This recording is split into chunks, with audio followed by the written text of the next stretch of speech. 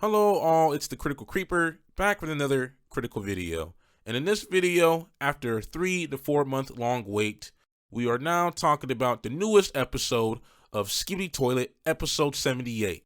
Now, I would like to eat my words here. As a lot of you guys know, I'm a very, very critical viewer of Boom, and I will eat my words here. You know, the animation in this episode is amazing.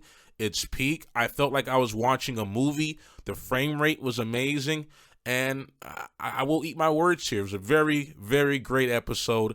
I do have a few critiques that I will be sprinkling throughout this video, so if you have a critical mind and you know this show has a few flaws here and there, this video is for you. And if you don't have that kind of mind, please stick around. You might learn a few things about me. Let's dig into this breakdown. My opinions on this episode and what I think about what's transpiring in this viewing.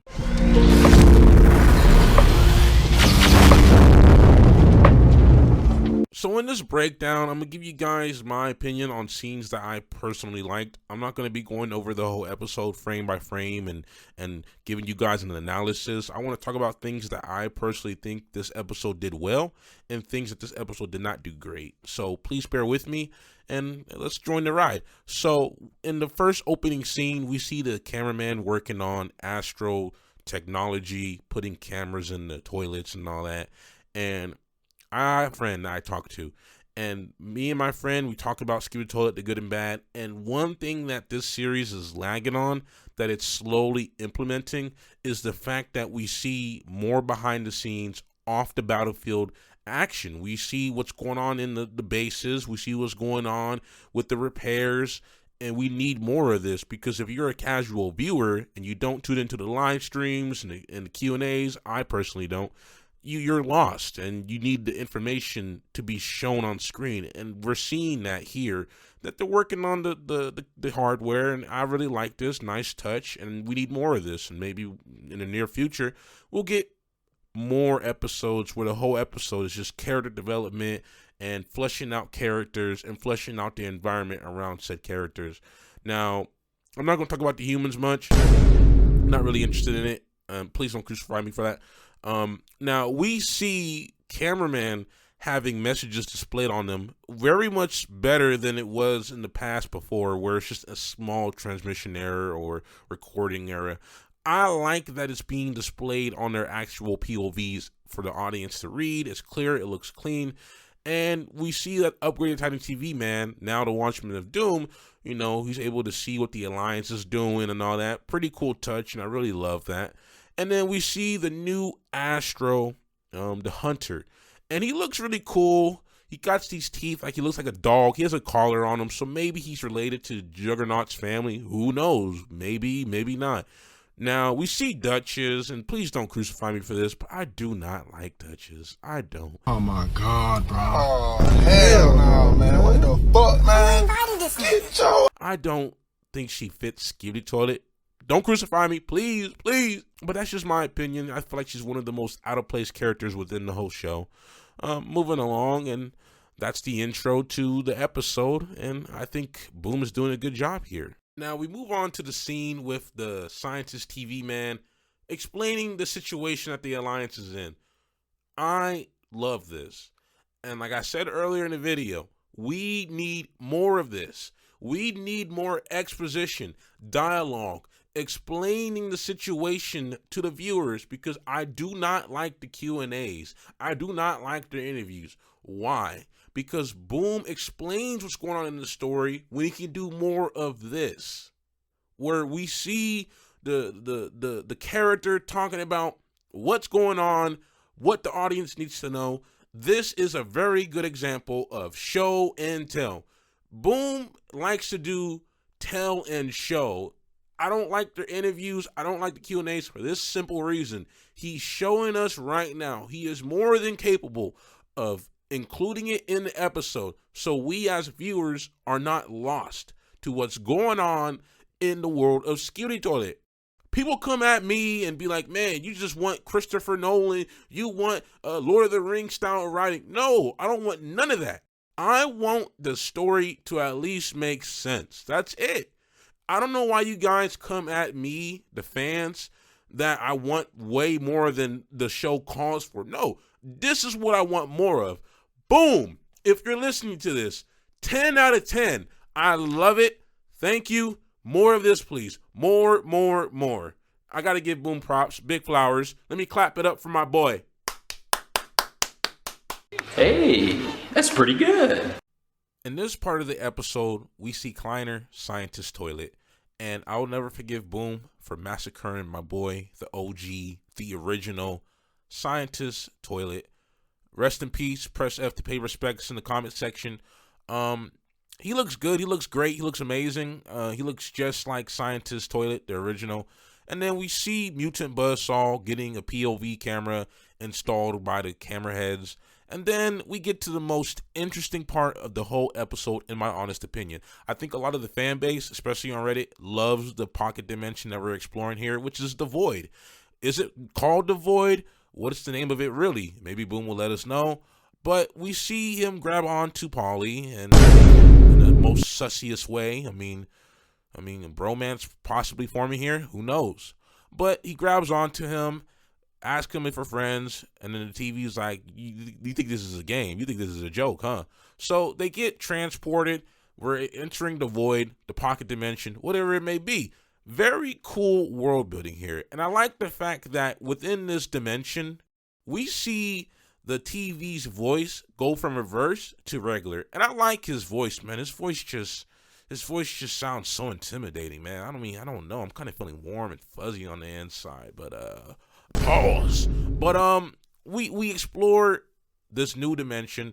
We see something coming down, crashing into a city. Is it G-Toilet before he crash landed on Earth? Is it the future where it possibly might be the Duke? We don't know. Is it more Astros? Who knows? We'll find out maybe in a new episode here down the line.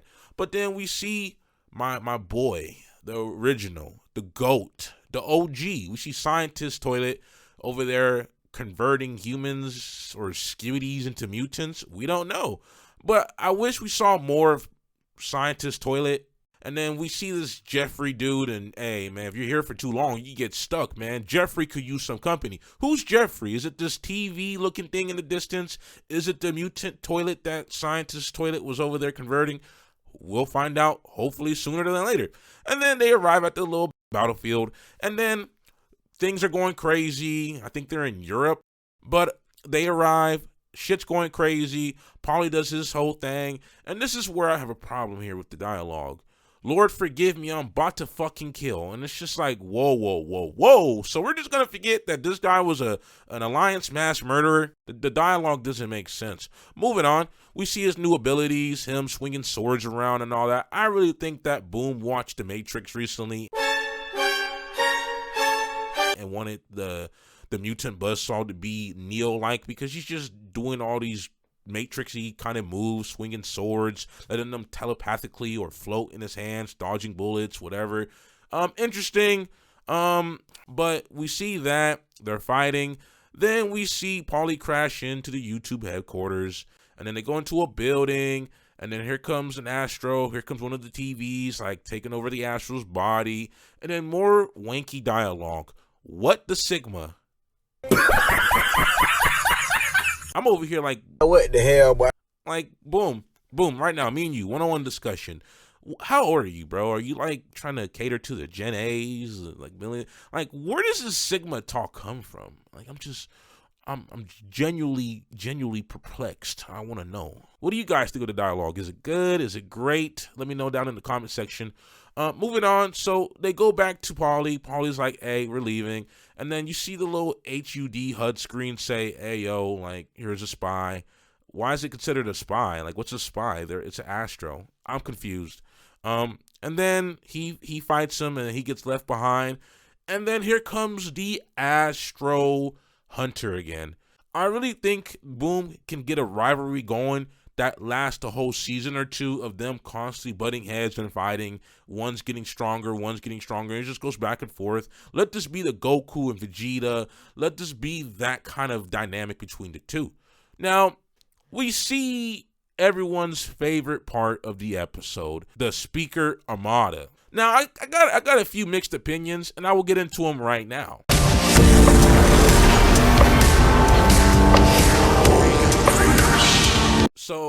Speaker Armada is back.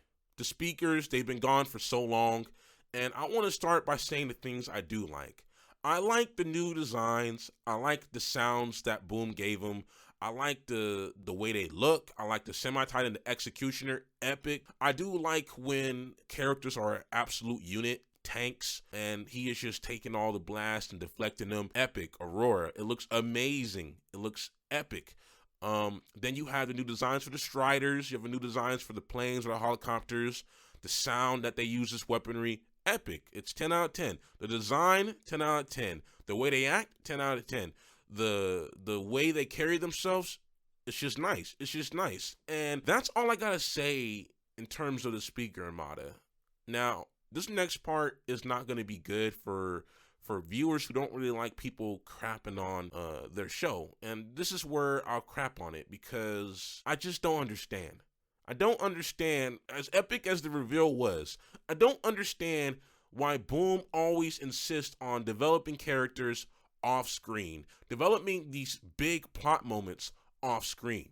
I don't understand it. It's incoherent. It's incoherent, and the fans will always defend this. And earlier in the episode, I gave Boom praise for the addition of the Void. We're exploring it. We're seeing character backstory. Earlier I said it was a mutant being, I said it was a Skibidi being formed into a mutant. It's Buzzsaw being turned into a mutant by Professor Toilet. Now, obviously, that's 10 out of 10 development. I like it. The intro to the episode, 10 out of 10. I like it. Boom can try when he really wants to, but when it comes to very important off-screen developments, or not off-screen, when it comes to important developments that move the plot forward, guess what? It happens off screen. Why do you guys defend this? Why do you guys think this is acceptable? And I say this because Boom has a history. Now, when the series wasn't as serious as it is today, it's acceptable. It was fast-paced. Boom wanted to get his show moving. But now that Boom is taking his show even more serious, he's going all out, he's spending longer making these episodes crisp, I will hold him to a higher standard. And the fans should too. I don't get why you guys defend incoherent shit. I don't. And I'm sorry that I'm calling it shit, but I'm saying it's shit because I'm a passionate fan. And guess what? We got one mention of the Speaker Armada by Scientist TV in episode 77, season 25. The speakers have been working on their Armada this whole time. That would hit harder if we shown bits and pieces of this. Oh man, Boom said they were working on it for episodes. He said it in an interview with Steak. He's been working on it off screen. That's the problem. It's off screen. I don't get why you guys defend off screen developments. These developments, mind you, are important for the plot to move forward. And the fans defend this. I don't get why. I don't get why. Well, why are you watching it, man? Why are you watching it? If you don't like it, stop watching. Not an argument. Come up with a better argument. Oh, if you hate where the series is going, why are you watching it? Not an argument. I'm saying this passionately. I don't want to get on this camera. I don't want to get on this microphone and lie to you guys and be like the YouTube Skibidi Toilet Glazers farming clicks and views. I like this series. I wouldn't be buying merchandise. But at the same time, I just want the series to just tie it all together. Just wait for the secret scenes, man. Just wait for the secret scenes, man. We do. Season 25 secret scene. We see upgraded Titan TV Man teleporting upgraded Titan Speaker Man back to base. This would have been a perfect place to sprinkle a hint of the Armada, but we don't see it. We don't see it. So everyone's been telling me, man, they've been working on their Armada off screen. Boom said in the interview that they've been working on it for 30 plus episodes. They've been in lower in numbers. Obviously, they're working on Armada. Where are they hinting at them working on Armada? Please let me know. Please, please, please. I got some clips. Let's pull them up right now because I can't stand this. I can't stand this. Episode 59, you have Titan Cameraman and Titan Speaker Man. And guess who shows up? The speakers. Look at all of them. There's a whole bunch of speakers. Look at the Armada they're working on, man. They're really letting us know they're in the dark working on the Armada. Okay, moving on. Episode 63. Here comes Titan Speaker Man. Here comes Titan Cameraman flying through the air. And guess what? We see camera helicopters and we see, Speaker Armada. Oh, is that the Speaker Armada? No, it's just their planes, their speakers flying through the air. They're obviously here huge in numbers. Episode 74, before the invasion of the Astros. What are they doing? Look at this, man. That boy is injured. That boy needs some help. He needs some milk. But here's the speakers dancing. Where is it shown, guys, that they're working on the Armada? Where Where? I'll wait. Why do you watch the series if you don't like it? Why do you want? Why? Because the series is good. I just don't like glaring plot holes, glaring inconveniences, glaring contrivances. I don't like when important plot details that move the plot forward happen off screen. Boom did all this stuff earlier in the episode. We see the void being explored. We see the void being explained to us. This is good development. This is good exposition. In the beginning of this episode, we have Scientist TV Man explaining the situation to the audience. This is good. But when Speaker Race needs time to work on their Armada, it's off screen. I don't get it. And then the people, if you're in the subreddit, the people on the subreddit, they're downvoted. They're down because you guys have these headcanons and copium. The writing doesn't make sense. It's incoherent. And I'm sorry that I'm saying it, but I'm not going to be a YouTuber, Skibidi Toilet Glazer, getting on this YouTube talking about, yeah, it's so peak. It's so amazing. It's the best episode in that whole series. But I don't ever explain it. Why don't I ever explain it? Because I'm buddy with Boom. I'm getting Skibidi Toilet money with Boom. I'm not going to sell out. Look at the screen. Put a picture of my face, overreacting to it, yelling at the explosion. I don't get it, and I want better. And by better, I just want a coherent story where there's a scene 1 or 2 minutes long, actually building up these things properly. But apparently that's too much to ask for. Apparently he's a former shitposter, as some fans tell me, where it excuses Boom of terrible decision making. I don't get why you guys defend this. The Speaker Armada looks epic, and this rant is coming from the heart because the series has so much potential to be good, but the fans just excuse it. Then when the other fans who are really diehard Skibidi Toilet fans come out the woodwork to say, yeah, I mean, this is great and all, but no, get the fuck out. How dare you use your mind? How dare you think, man? Think, Mark, think, Mark. Moving on to the conclusion, we're going to rank the episodes, and yeah.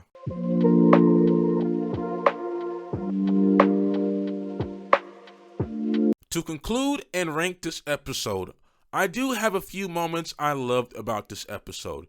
The intro, the world building was amazing. The Void with Polly and Buzzsaw, amazing. I love the expansion on the lore, the world building, and some of the characters. Third, even though I didn't agree with the way they were handled in this episode and how they just showed up with no build-up or background, was the Speaker Armada. The designs was amazing. I loved it. It was epic. It was triumphant. Now, the last part of the episode I really liked was when the final squad of obliterators and the carrier showed up. I thought it was epic. The music, the particle effects, lovely. It was amazing. Now, moving on to the sound. The sound was amazing. The voice acting was amazing. It didn't sound like it was recorded in the bathroom when the humans or some of the characters spoke. It sounded epic. The music choice, epic as well. So in terms of all of that, in terms of everything you just heard, I want to rank the animation, I want to rank the sound, dialogue. I will give all that a 4 out of 5. It did very good. The episode was amazing. Although I didn't agree with it, it holds it back from being a 5 out of 5. Now, when it comes to the writing, I'm going to rank it in its own separate part. And I will rank the writing a 2 out of 5. And why am I ranking it a 2 out of 5? Because although it expanded on the lore and world building, the biggest part of the episode, the biggest part of a reveal we've been waiting for since Upgraded Titan TV Man in episode 67 was their Speaker Armada. Little to no build-up, nothing at all. I will have to give it a 2 out of 5. And I'm sorry, but it's a spectacle, amazing animation, well done. Writing-wise, I know Boom could do it. Boom, I have faith. And to the fans, I'm not being harsh because I'm hate watching it. I'm not being harsh because I dislike the series. I dislike the glaring, obvious flaws. And with that, that's the end of the video. How do you feel about episode 78? Was everything done to your liking? Was the Speaker Armada reveal done perfectly in your opinion? How did the animation look? The sound design? What was your favorite moments of this episode? Let's have an honest, critical discussion in the comment section. Comment, like, share, and subscribe for more content. Critical Creeper, out.